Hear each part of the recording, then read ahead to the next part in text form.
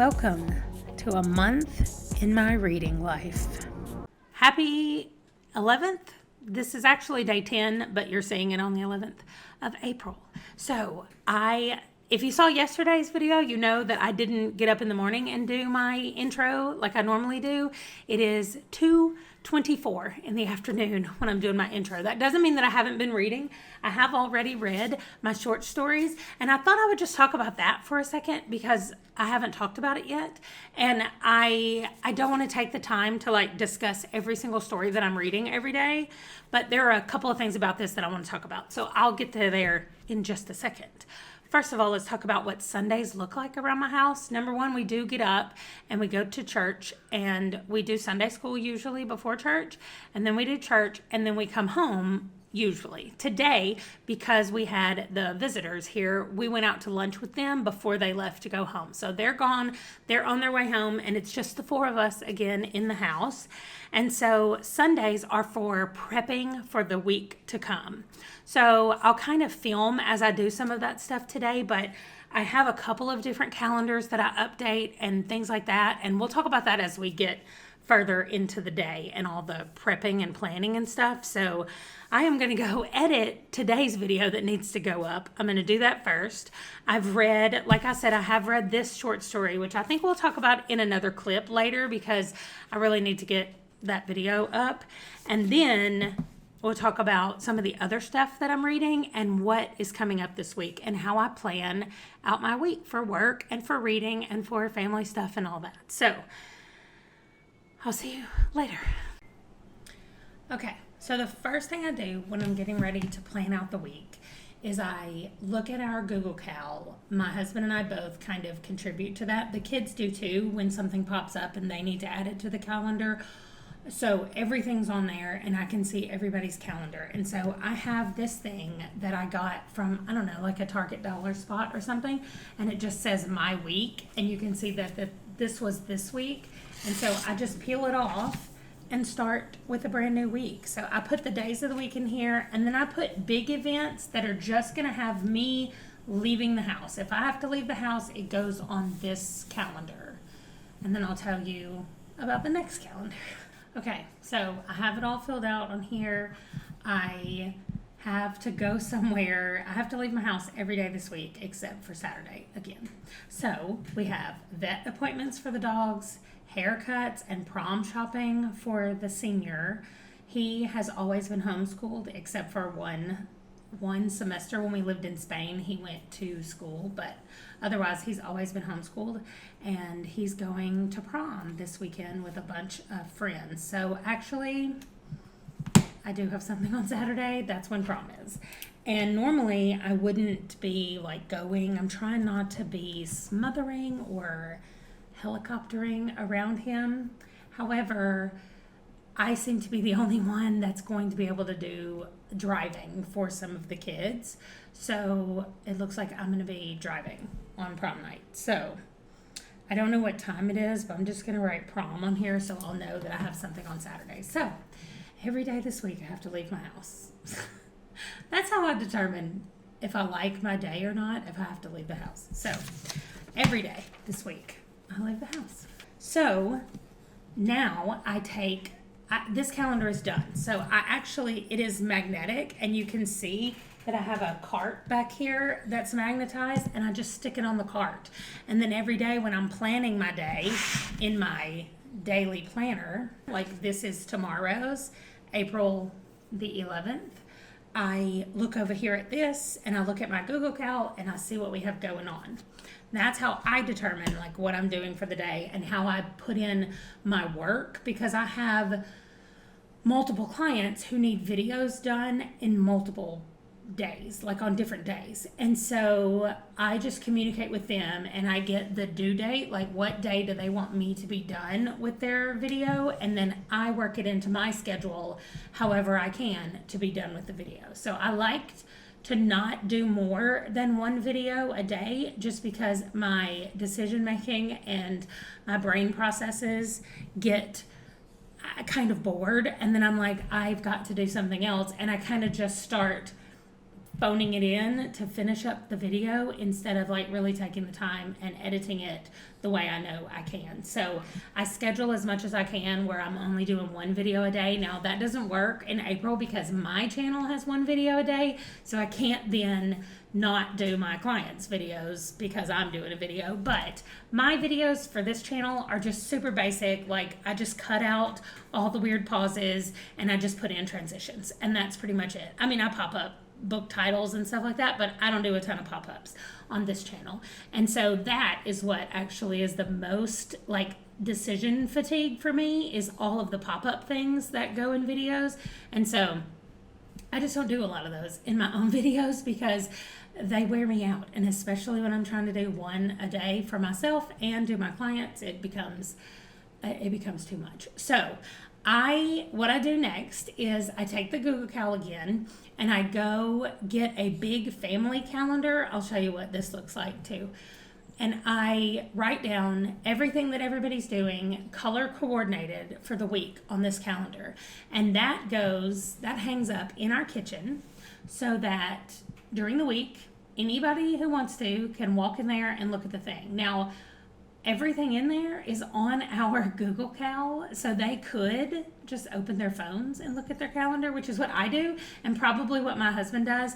But we started this before we all had shared calendars, and my kids absolutely love it. They love to be able to come in here and look at the thing to see what they have for that day. If there's no colors for them on that day, then they're pretty happy about it because they don't have anything to do. So I'm going to go do that.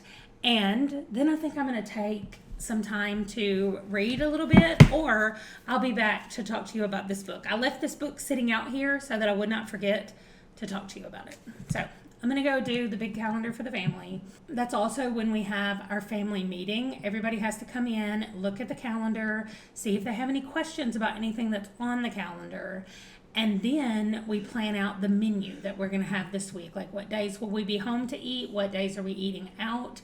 And does everybody know what's going on? And then my 15-year-old son, who does our grocery shopping, he will pull the grocery app up on his phone and he will go through and ask all of us what we need and if we're out of certain things that are just specific to each person. And then he kind of creates his own grocery list so that tomorrow I can take him grocery shopping, which is another thing I forgot to put on my calendar. And I don't know when he's going to be able to go. He likes to go about 10 o'clock in the morning, but we have a vet appointment at 10:30. So I could drop him off at 10 and my husband could do the pickup because it takes him about 45 minutes to shop and then he's ready to be picked up. So that's going to be the plan right now. Well, it's the next day, but I'm ending this by explaining a few things that people have been asking me about. And one of them, the easiest one to explain, is the NPR list. When I talk about my NPR books, I am referring to books from a website called npr.org/bestbooks. And I will put the link in there. The NPR editors and staff and people from, I don't know who all they've gotten to do it. You can read about the people who create the list, but every year they come out with the best books from that year and they put them all on this website, and they've been doing it since 2013, and you can go to 2013. They had 205 best books, and in 2021 they had 370 best books. So what I'm doing actually is a process of reading a few books from each year and each of these topics on the side. So what I am currently doing is I am reading Tales from Around the World. So I click on that and then I go up here and I go to the year and it tells me there are 75 books. So I randomly ask my phone to pick a number between 1 and 75 and then I go find that book. I count and find that book, and that is my NPR book for 2017 under Tales from Around the World. And that's how I do it. I just go through each category and I go through each year and I pick one book. And I am slowly making my way through them all. I started with biography and memoir, and I'm going top, bottom. So I did biography and memoir, and then I did young adult, and then I went back up and I did comics and graphic novels, and then I did the states we're in. I did the dark side. I've done eye-opening reads, and now I'm on Tales from Around the World. Then my next one will be Family Matters. So these are all books about family, of course. So you can play around with it. You can pick more than one, like Family Matters, that are also funny, and it'll tell you there's 12 books that they think are also funny and deal with family matters. You can do eye-opening reads that are funny, and there's only one. So that's the way it works. You can play around with it. You can pick as many filters as you want, but most of the time, after you get to 2 or 3, you're not going to have any more books to choose from. But they have rather long and rather short. They have specifically nonfiction, mysteries and thrillers, romances. Like, they just have a lot of categories over here. I like some of their categories. Like, it's all geek to me. So they're all like, using your brain and having geeks in it. Then we've got for history lovers, for music lovers, for sports lovers, for art lovers, ladies first. So these are all about women or written by women. So yeah, this is a really good place to find new books if you're wanting to pick something. And whenever you pick on a book, it gives you a description of it and then tells you who wrote the description and where you can find them and what categories this particular book is in. So that's it. That's why I keep saying this is an NPR book. I try to do 3 of them every month, and I add them to a special section in my journal, which you will be able to see when I do my journal filming. So that's what the NPR books are. Okay, for the next Orilium discussion, I'm going to not be on the screen so that you can see the whole thing. So G from Book Roast created an entire school thing. So from what I understand, I was not a part of it, but she used to do something similar to this based on Harry Potter. And so you would create a character and then you would go through all the school years like you would at Hogwarts, like if you were attending Hogwarts, and you would take magical classes and all that kind of stuff. So last year, she rewrote the entire thing and created her own world and her own stuff. So for the last year, I know it started sometime in the last fall, we have been creating characters and deciding all of this stuff that's in the middle. So this is Emmeline. We decided her certification, she's a novice because she's at the beginning, and I had to pick her background, what province she was from, and what her heritage is, which she's human. And all of that was based on books that I read in the fall when it was time to do that. And then in February, I think, she came back out with more information about the guild that we were in. She's in the House of the Arcane, and she's going to have a monocle of vigilance. I mean, that's the guild's legacy, and her conduit is a crystal-topped staff, and that all had to do with books to read. For the month of April, we are doing the spring semester at school. So our first semester at school, we're doing it for the month of April, and her calling is going to be Moon Warden, and because of that there are certain classes that she needs to take, and so these are the classes that she has, and each one of those has a prompt that goes with it, and I've picked a book from my TBR that will fulfill that prompt. So it worked out nicely for Emmeline. I didn't have to go find extra books that weren't already on my list. And so it was easier for me to just stick those books in there. But I've not read any of these books yet that are on my list, but I will definitely get to them. This is just a really short book because I needed something, I think, that was under 100 pages. And that took me forever to find. And after I did it, though, I realized there are 2 books already on my TBR that were less than 100 pages that I could have used. But I knew that I would read more than 4 or 5 books in a month, and so I made 2 characters. This is Adrienne, and she is in the Archivist Guild. Her conduit is a sword, and her guild legacy is the Archivist Kovas. I guess that's how you say it. I don't know. I did the same thing with her. She's a wilding, though, in Carador province, and she's a human. And so her calling is Godseer. That is just available to the Archivist Guild, and it has a lot more classes, as you can see over here. So I have already finished 2 books for her thing, and I have 1 book that I have not put yet, and that is because the prompt for the lore class is to find a book that was mythologically inspired, or inspired by mythology. And I don't know enough about the books that I'm reading before I read them to know whether or not they are. And so I have to wait until I finish reading them, and then I'll decide, or I'll find out if it was mythologically inspired or not. So, otherwise, I might just have to throw in like some small Percy Jackson or some kind of book like that at the very end. Maybe I'll do one of the Katie Roberts books that everybody's loving I know there's a Persephone and Hades retelling in there. So maybe I'll pick one of those. I don't know. But I just know that I need a mythology inspired book, and I just don't know enough about the books that I have picked already to read for this month. So I'll have to wait and see.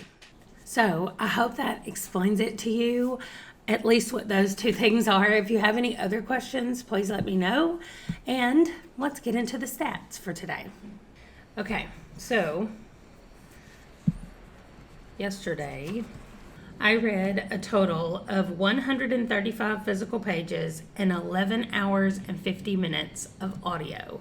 I had lots of time in the afternoon yesterday where I worked on the puzzle, I listened to the audiobooks, and I just had a lot of time yesterday. So that brings our total to 1,189 pages and 75 hours and 47 minutes of audio. And now I have finished another book. I have finished 8 books with 1 DNF. So that is the way I'm going to leave my little board looking, where I just put an X through the DNF. That way I want to at least acknowledge that I started it and I just didn't finish it. So first of all, I know that I never came back and talked about this after I said that I would, but since I did the other stuff today, I don't want the video to be too long. So I'm going to kick off tomorrow's video by talking about this short story collection. And I will end by telling you about Land of Shadows, which is the book that I finished yesterday.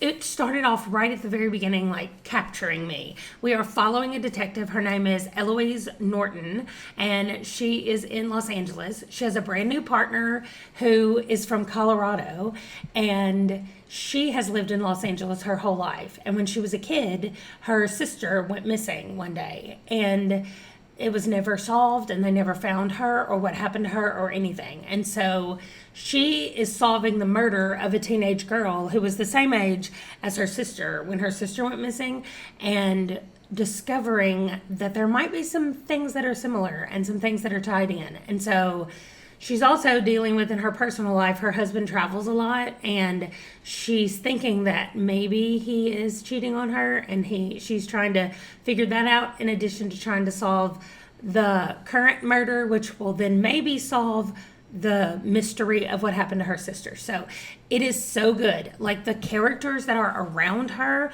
are so real to me. I could see everything. I could picture everything. It was such great writing. And I listened to it on audio, and I said yesterday that her name was Rachel Housel Hall, but they pronounced it Housel. So that's what I'm going to say. Rachel Housel Hall. And I will definitely be reading book 2. I am adding it to my list today, and hopefully it won't be too long before it comes up and I get to it, because I really liked Detective Eloise Norton, as well as all of her friends and co-workers and everybody around her. I just thought it was great. I also thought that the narrator did a fabulous job. She did different accents for different people, and I just loved it. I thought that it was great. And another bit of good news last night, I made my husband pick the next book. He was really thrilled about it, but I made him pick it. I'm going to put in that clip now. Okay, I have 10 books total. This one I just finished. Move that out of the way. Okay, 10 books. My husband's going to pick the next one. What do you think?